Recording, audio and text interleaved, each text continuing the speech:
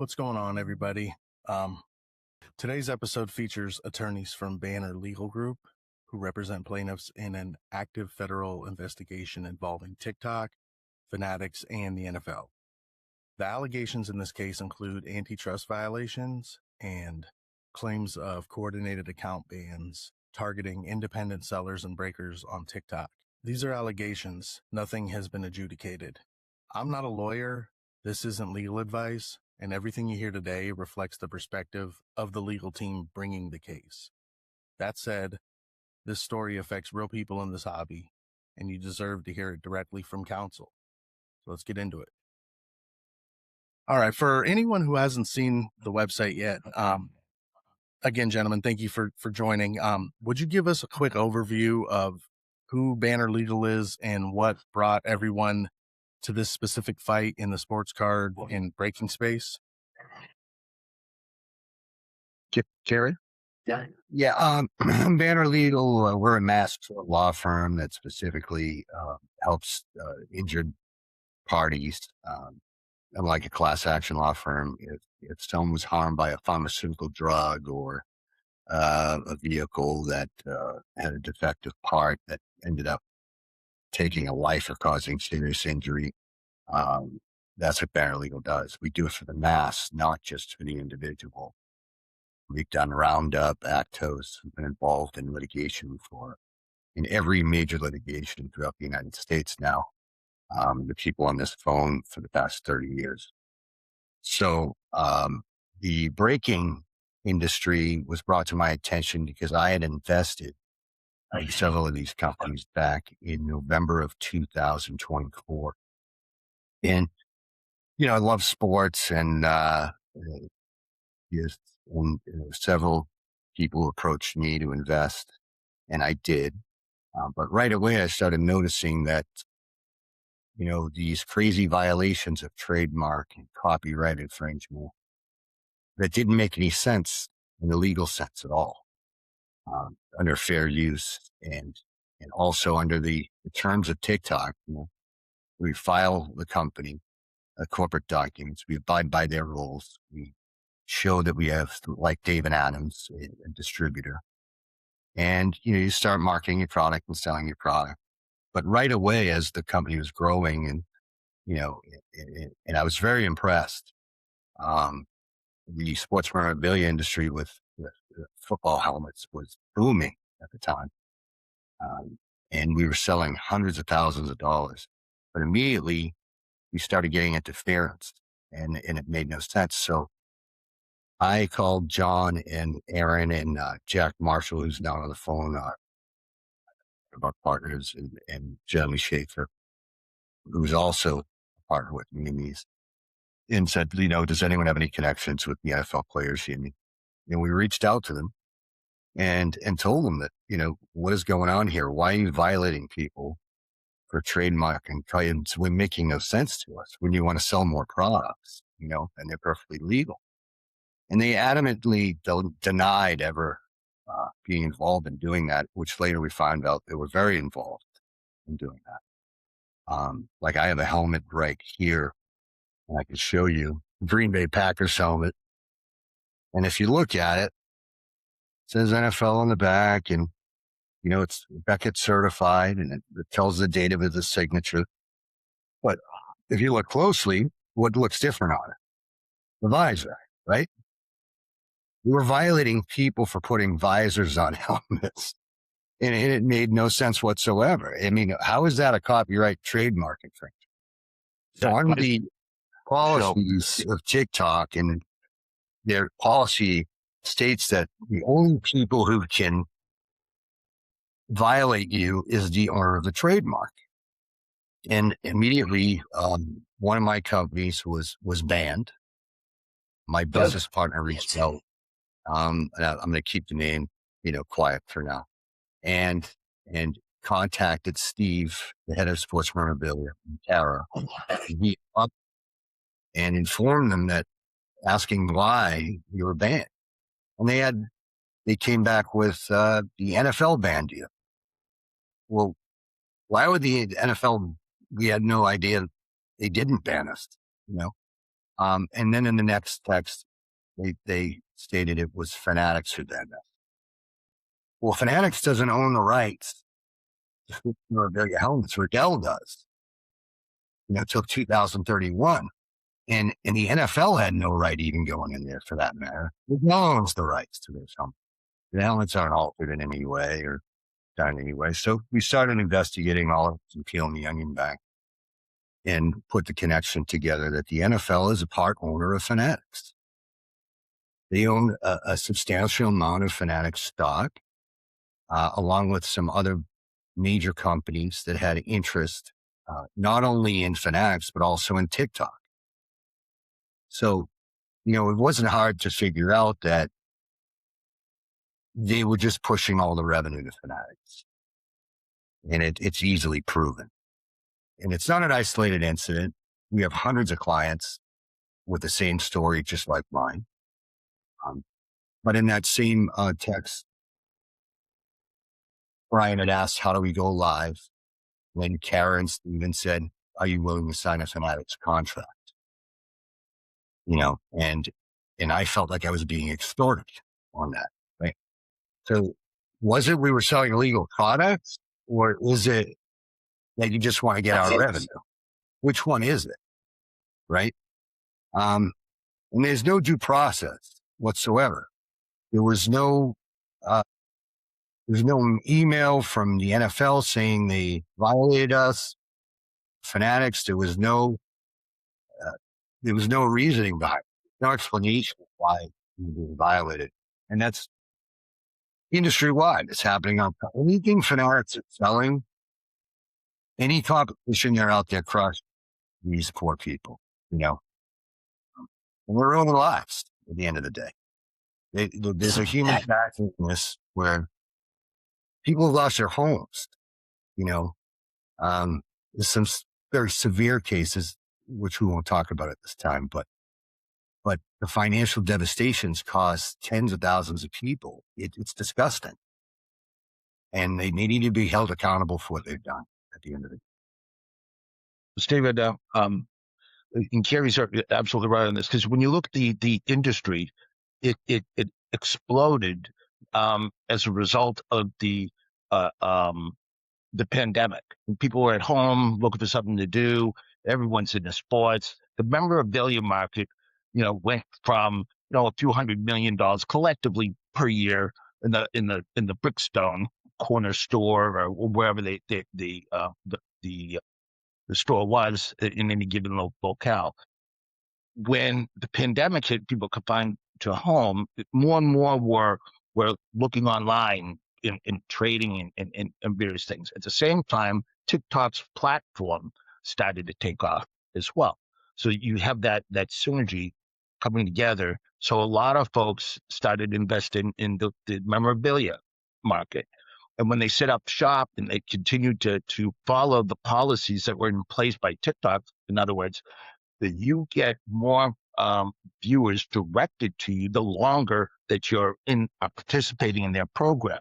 So you create a seniority process that they have to continue and pay. And so over time, then they expand the market as well, because they're making more money than they ever made before, and it's growing. So they keep investing into that process.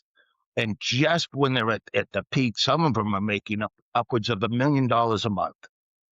And it's incredible to see these small businesses suddenly, do so well. Then they get the legs kicked out from underneath them and they crash. And once they're removed from the platform, pursuant to the algorithm that's in place by TikTok, they can't recapture their position of seniority that they once had. So all those years that they paid into that to ensure that was theirs, and they were first in line, and they'd always get priority. Now they're at the back, they have to start all over again, right? And that's unfair. Now, the only way they can come back, of course, is if they agree to all the demands, which is you have to agree to exclusively purchase from TikTok, not from Fanatics. And you have to sell their products and so forth. And they supposedly there's some other arrangement worked out that had nothing to do with the original business plan that they had set up. And some of them are unable to recapture that and end up having to file bankruptcy because they have invested so much into this business in such a relatively short period of time that they went all in because it was so successful. It's almost like that. How would you compare it to, like, for instance, a setup where I don't call it a bait and switch, but they're pulled into the program and they get once they get to a certain point, all of their viewership, everything gets redirected over to Fanatics. That's what happened. They were hustled. That's the best way to explain it. So from their perspective, now, so that is a major issue here, and the way they went about it. No due process. When they signed actually onto the platform, TikTok's policy specifically had a provision in there which made sure that the process was fair. Before you were removed from the platform, they would give you an opportunity to explain a position, whether you're in violations of any of their policies.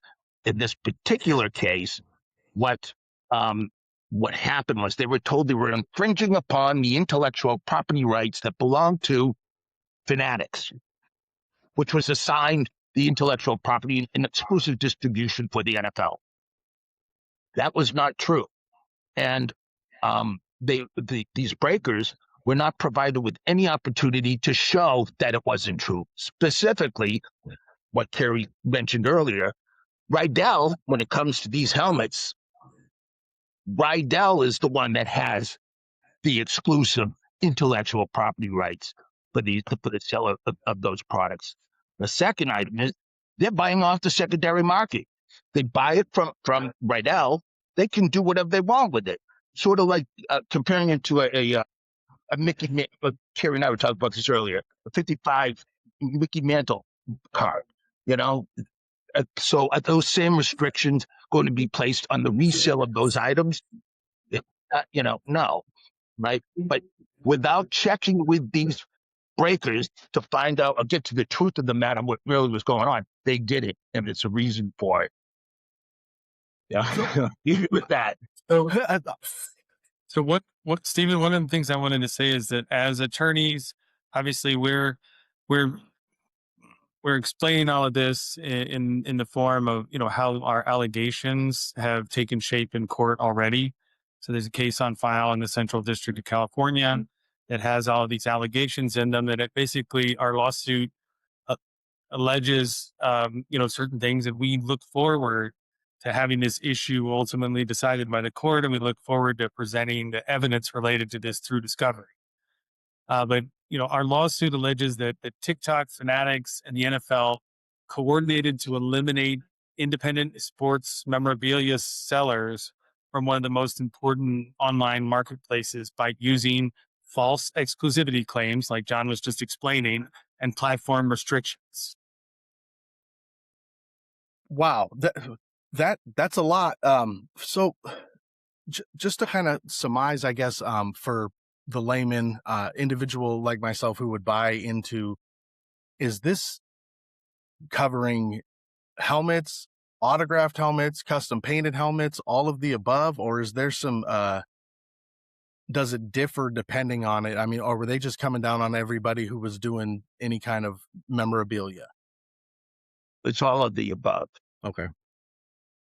And so I don't know if you can answer, but how many breakers, or even anybody involved in this space, be it somebody that customizes helmets or anything like that, have contacted you guys, reporting like sudden suspensions or anything like that? I can answer that for you because there's been thousands of them, and it's only getting worse. But you have to look, it's very important. If you look back at how Fanatics started and you look at the companies involved with Fanatics, I'm not going to mention any names right here. And look at TikTok. Who bought TikTok? You're going to see a direct correlation in there. And the reason for that is it's very obvious to me. I mean, TikTok was worried they were going to become a U.S. company. They made a deal with Fanatics, and they agreed to push all the revenue to them, part of that deal. And Fanatics went out and found some suitors to buy TikTok. And it's right there publicly on Google. You can go look it up. This isn't any, conspiracy theory or hearsay. It's very easy to connect the dots. So I kind of stumbled upon this rabbit hole speaking with an individual. I do not believe he has had any contact with you, but his name's Rick Lewis. He owns Enigma Trading Company, and they do autographed helmets of multiple sorts in a mystery product form. And the people that they sell to were getting shut down. I know a lot of them would tell me that TikTok's appeal process was opaque and TikTok's unresponsive. Do you, as far as the legal status goes, if say I had a breaking platform, I get a message that says I'm being shut down for whatever reason they give, is the fact that it's very muddled and murky and hard to understand, does that matter legally at all? Or is that okay because, I signed an agreement jumping on their platform? So there are two different scenarios. One was, you mentioned the latter, being sign an agreement to jump on the platform. Are you alluding to the demand or the being coerced into signing an agreement to go through Fanatics, or are you referring to the initial agreement? Well, so I guess both. My main question is the first part of the question is, if I get a strike or a ban on my channel and then I try to ask why and I get no response, is that a problem with TikTok in general? Yes, I'll answer that because on the owner side of the other businesses, yeah. So TikTok, if you do $100,000 a month or more, you are part of their compensation of them getting their 6%. They're supposed to give you an account representative. But it's amazing, intentionally, they don't give it to any of these breakers that are successful that aren't signed on Fanatics contracts. And you had a very good point. So if you don't have an account rep and you have a violation, well, who do you speak to? Maybe that's intentionally designed that way. Because why are all these people that are doing, 6 figures, 7 figures, and they don't bend the knee and they're banned? But if you find, anyone, and I don't want to talk bad about the breakers because people have bills to pay. Some of these people sign these contracts because they didn't want to go broke, that they were forced and induced in signing it, or they would lose their home. And they have a claim as well. Don't think they don't, because they were extorted at the end of the day. And they were told, if you don't sign it, you're done.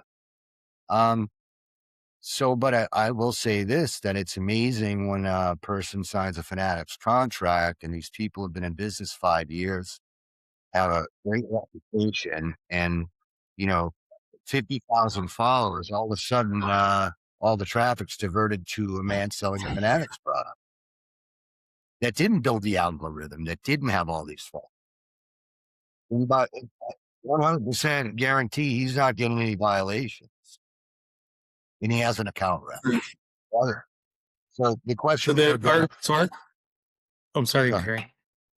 My I was going to say our complaint.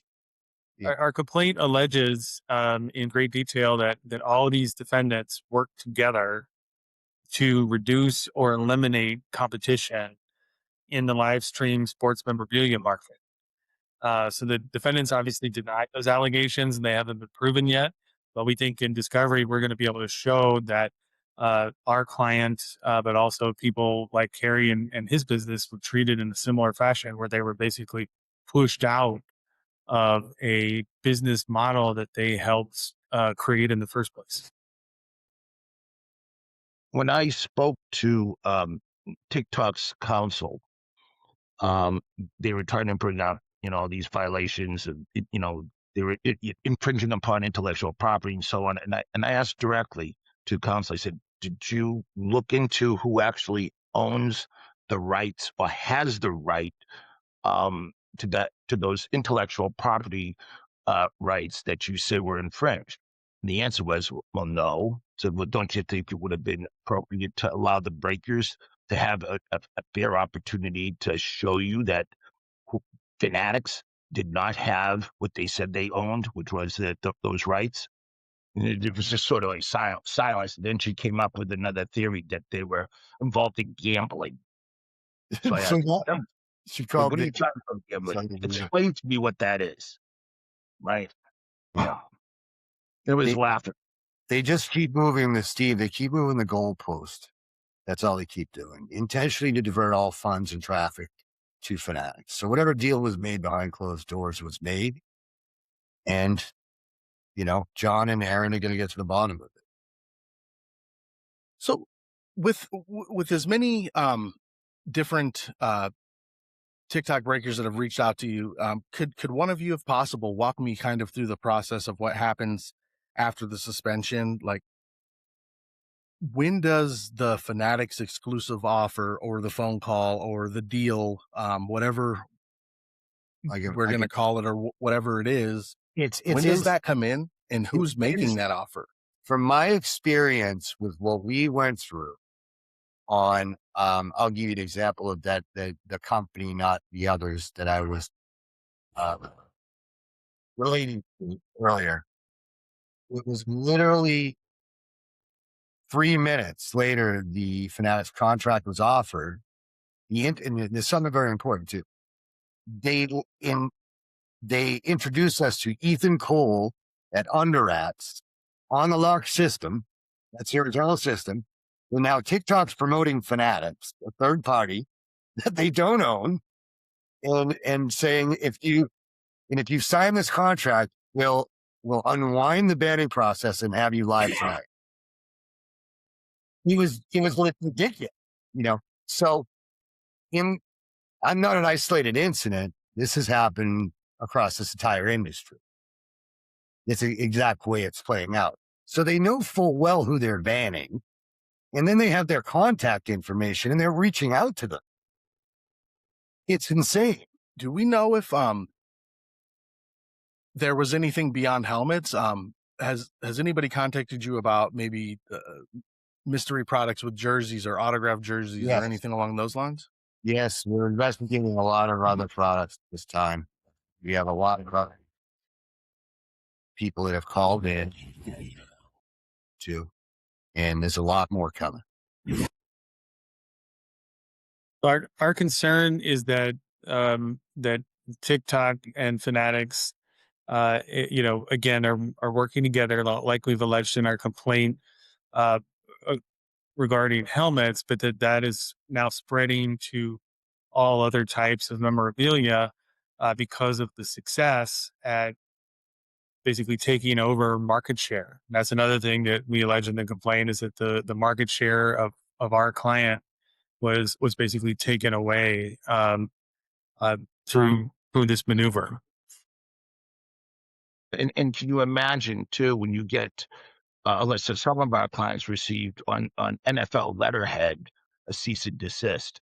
So you can imagine, to the average layperson, that's getting into the business or is in the business, and they're doing really well, to suddenly have a cease and desist with a threat of litigation by the NFL, by TikTok, by Fanatics.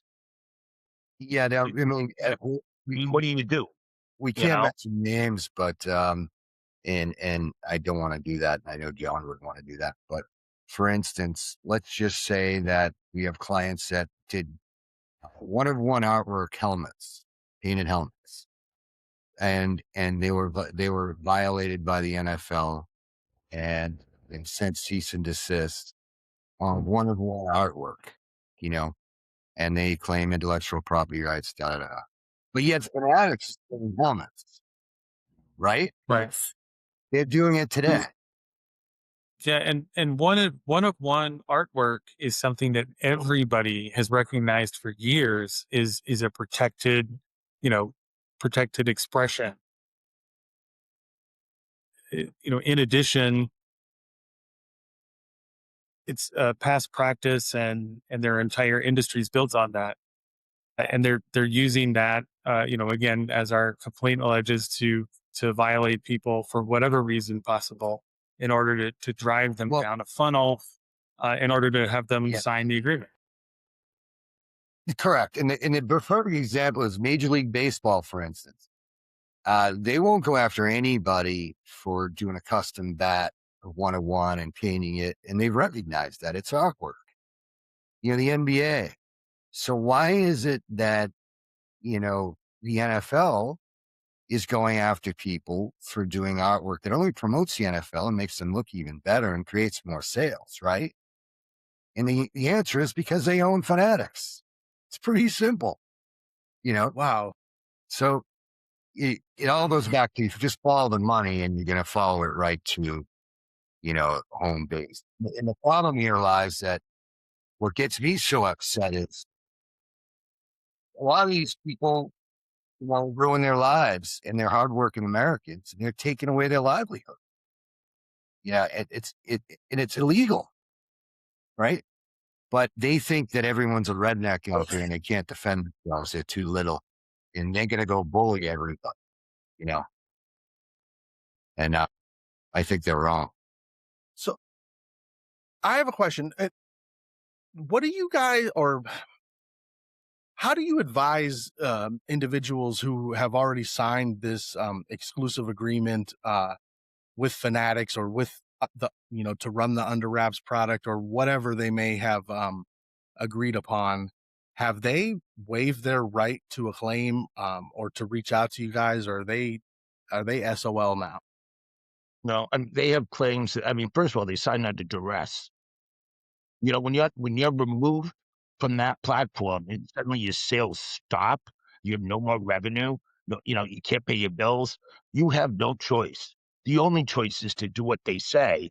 So you're giving up, paying the extra amount of money, hoping that you can climb your way back in seniority, which you'll never do because you'll always be behind Fanatics.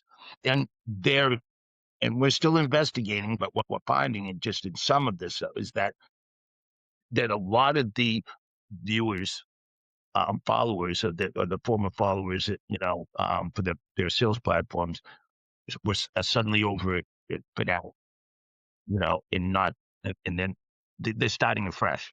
So they have claims. A lot of those claims they haven't been barred by the statute of limitations.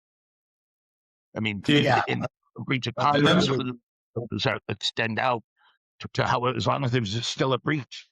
From the business side of it, and that's what some people are lucky enough, and I've been fortunate enough that I didn't need sports memorabilia, right? So I can say no. We were buying helmets in the private secondary market for $230, $300, eBay and otherwise, and that's another subject.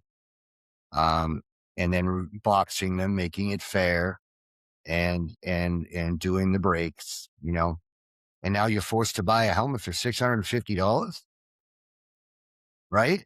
Right. That's the other thing. The prices. Well, wait a minute, John. I need to finish this though. It's very important. So initially, even to get involved with Fanatics, you have to pay $50,000. That's the minimum buy-in, right? And why is it set so high? Think about that. It's to get rid of all the competition. So you have to pay $50,000 to get a slab of helmets or a pallet of helmets. And then you're paying them $650 a helmet for an inferior product that will only have under 150 players out of the 18,000 retired. How does that work in breaking? Are you going to sell the same helmet every day? The same player? And when you say 150 players, you mean 150 players that are under agreement with them to autograph? Correct. Okay. So and a lot, but it comes back to this. If it's such a great product, they'd buy it. I'd buy it. If it was a great product, I'd buy it. It's not a great product. Unfortunately, it literally, I have a picture I'm going to send you. The Josh Allen helmet when Max started painting helmets. and it literally has a Japanese flag behind it. I didn't know Josh Allen was Japanese. I didn't either. It's not this one. Yeah, it's definitely not this one. It's not that one. And now, and No. John brought up a good point. So then they're banning people for selling chrome helmets, right? Steven, they're banning people for selling chrome helmets because as of 2026, the NFL doesn't sell chrome helmets anymore. So they moved the goalpost again, right? So now the helmet that John has in his hand would be an example of a helmet that you want alive. And TikTok would come in and just shut you down. You didn't buy the helmet, inspect the helmet, won the serial number on the back, check it. And the helmet John has right there. When was that signed, John? I think it was 2024. Yeah. So that was signed in 2024. So we're back to the Mickey Mantle part. So just because you're not selling them now, no one else can sell the helmets you sold for 10 years and a half. Right.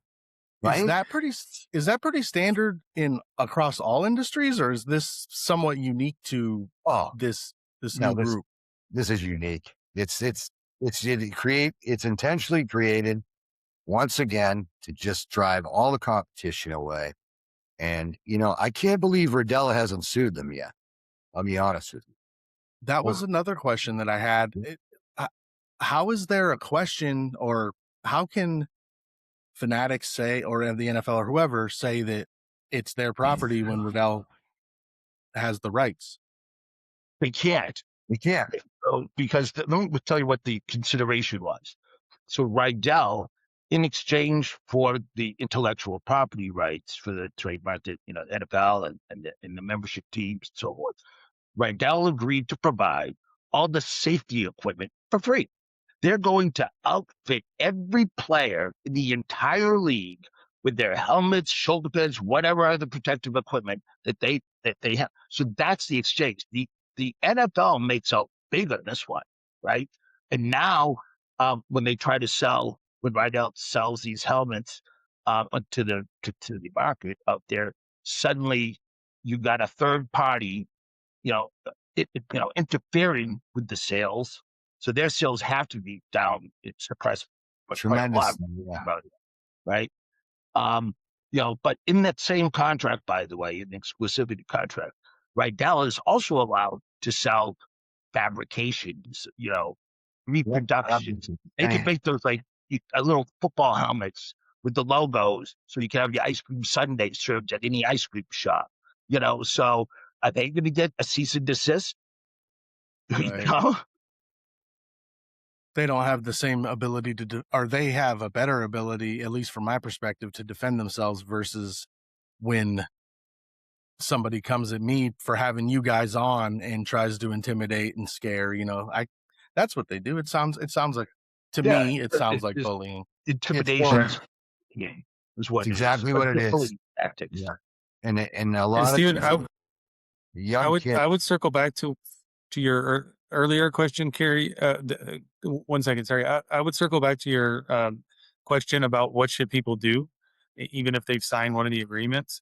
And I would say the number one thing is keep all your documents in good order. The other thing is there's that communication system, the LARC system, in which you can interact with TikTok. If you have violations on there or communications on there, screenshot those, because those sometimes mysteriously disappear.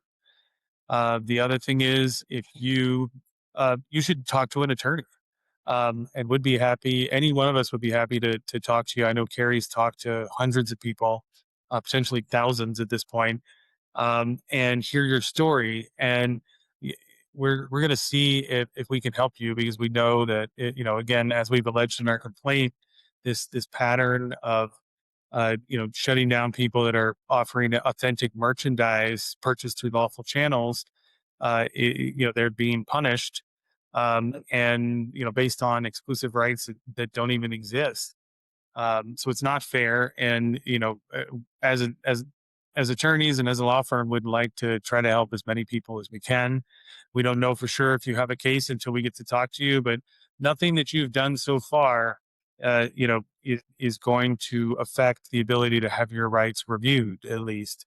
And this is not your fault. This is, as we've alleged in our complaint, this is a systematic coordinated attack on American businesses. So, wow. Okay. So for anybody that has not kept records and maybe those things have disappeared. So right now, if they get them in through the LARC system or the messaging system, screenshot and from here on out, save everything. Did I understand that correctly, Mr. Dickey? Correct. Yes.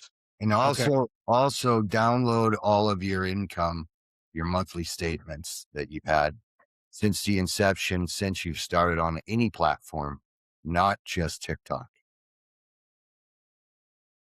Understood. So if you're a stream, okay, understood.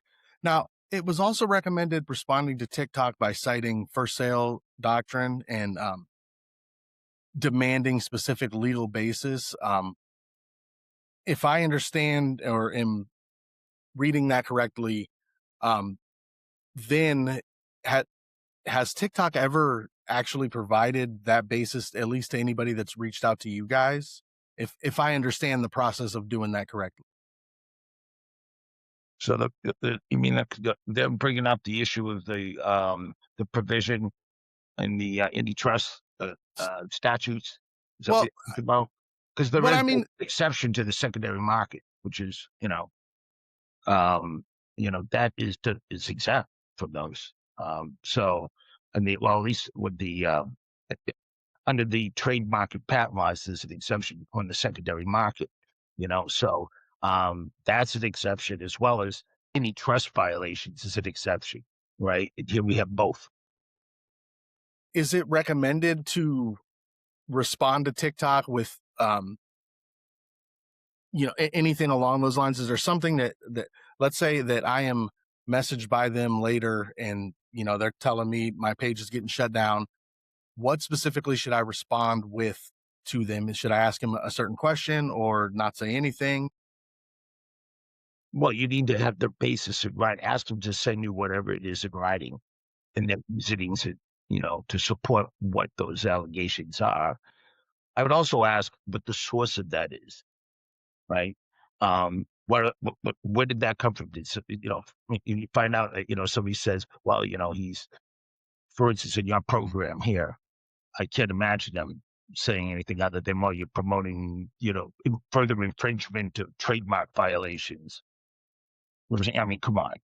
But you need to know, and you have a right to know why, so, Yeah. and you should have an opportunity before you're removed to explain yourself, but maybe there's certain reasons, constitutional rights. Yeah. Show your receipts so- that you bought from David Adams, or that it's a licensed product, and that's why you allow them to be on the platform to begin with, but there's no due process here. There's not. Well, that's what I was going to ask. Are people ever afforded that opportunity? And No, you're afforded an appeal online, but it's always denied, and that's it. They make it final. There's no one to speak to. There's no, it's all set up by design. But yet, if you're selling Fanatics products, like you have a direct line to Michael over there, or at Fanatics, or you have a direct line to TikTok, and you have this great rep that'll fly out and take care of you. But if you're not under their umbrella, then no, right. And the platform was supposed to be a fair platform. That's what it was set up to be. It was working very well, and I think TikTok's a great platform. I just think they need a better management. They need real people to come in and run the company like a real company. If you go on a Yelp, go look, what are they, a 2.0 for their customer service, but it is a great company, and it run properly will provide a lot of businesses, a lot of revenue,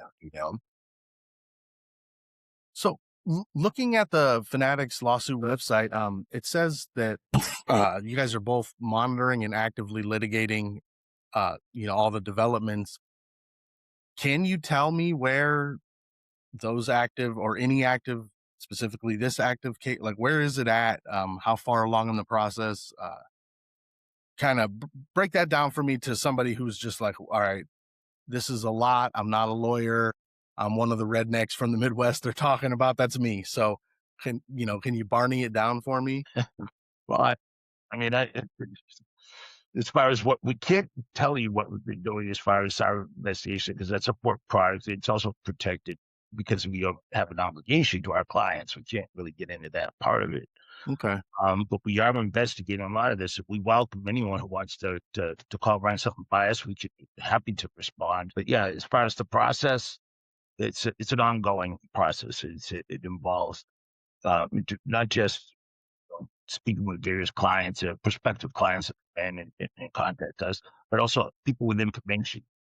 It's also, if someone knows something as well, it's important that they call and let us know. And say, Yeah. "Hey, listen, I may be able to help you guys. I was at this meeting, what I thought was just unfair." And people should not worry about any type of retaliation or anything. That'll never happen. Yeah. And then to answer your question too, I know, I understand. Um, we are filing several more cases. Mhm. We plan to file thousands of them if necessary, you know? So, and that's where the mass tort is, you know? I mean, us for right now, we represent over 8,000 people on other matters. So this isn't something that's new to us in order to handle that. But they can go to fanaticsloss.com and there's an 800, and they can fill out the form and someone will get back to them that day within 24 hours. And it's an easy process. All their information is kept very protected and confidential. So even if they are under contract, doesn't matter. We understand that they have to pay their bills until we can get the matter resolved. It's also important that they know that it's not too late, because this is something where, again, just like the allegations and the complaint that we have on file in California, all of these facts and the coordinated actions that are alleged that the defendants did together to harm the plaintiff, that's new information. This is something that we've had to uncover. And so, a potential claimant shouldn't feel like it's too late for them to get involved. We're still in the beginning stages of this, and ultimately it's going to be decided by the court. And we look forward to getting into the discovery phase and being able to present that evidence to the court. And keep in mind, it's also ongoing, right? They continue to, like, as Cary used the metaphor, to move the goalpost every single time. So just when they think they got the ducks in a row, they move the goalposts again, and changing the rules mid-game. So you're constantly they're placing obstacles in your ability to even get back on track. So as long as they continue to do that, the statutes haven't begun to run yet. Yeah, I think you're going to be, Stephen, quite shocked in the next upcoming weeks to see all the new cases being filed and the allegations. Well, I've got to say, since I've started covering, inside of 2 weeks, the amount of individuals that have reached out to me has been mind blowing. Honestly, I've sent as many as I could towards the website just to say, I am not the person you want to talk to. One of you gentlemen are. But now I realize none of us have a crystal ball, and I understand that this is kind of a are we there yet kind of question. But like, what is a realistic timeline that we might see something back for these guys that have been harmed by these companies? It's a tough question. It all depends. We're exploring the opportunity of maybe seeking some sort of injunctive relief to at least to preclude further harm to some of these breakers or to ones who have yet to be cut off. While at the same time, for those cases pending or to be filed, the litigation process for something like this is could go on for like 2-3 years or more. I mean, sometimes it'll go on for less than a year, could be shorter. But then you have the processing. They got to get the funding, they got to put it together, they got to sort out any other type of potential liens or if there are any creditors out there that hadn't been paid because they were relying upon the revenue streams coming in that cut off. So there are various factors like that, and each is individual. So it's just there were a lot of factors to consider, but on average, litigation, particularly mass tort, it takes a few years, but in the end, it results in some form of justice. Understood. Another question I had: the amount of breakers or sellers or whatever we want to refer to everybody that we see on TikTok, we're definitely not seeing, or to your guys' knowledge, those same numbers on other platforms like a Whatnot or on Facebook or in hobby shops around the country, anywhere. You're not seeing the same amount. Well, that goes to show you the issue here, right? Of some sort of collaboration between Fanatics, TikTok, and the NFL. But they are 100% interfering on eBay and on Facebook. Yeah. They are on Whatnot, 100%. But that's, that's under investigation. As Aaron will tell you, I can't speak the legal part of it, but you have to know where you're filing. So it's an investigative test, just like you're doing. Wow.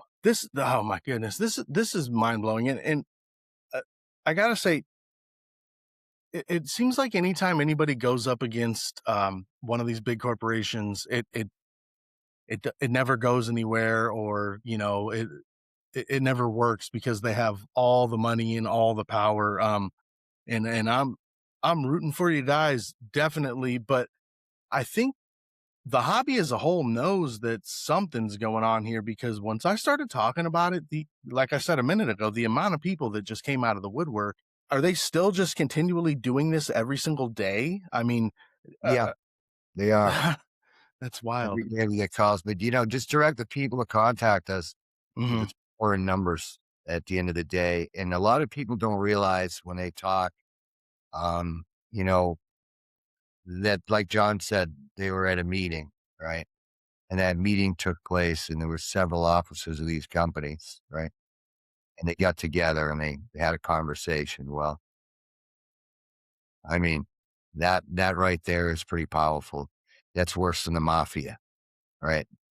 At the end of the day. So, for them, it may not seem like a big deal, but in Right. And again, our complaint alleges that meeting occurred and alleges the coordinated action. yeah. Thank you. So, but in any event, that's kind of the gist of it. But every day we're, people call and we're learning more, and you're peeling the onion back further and further.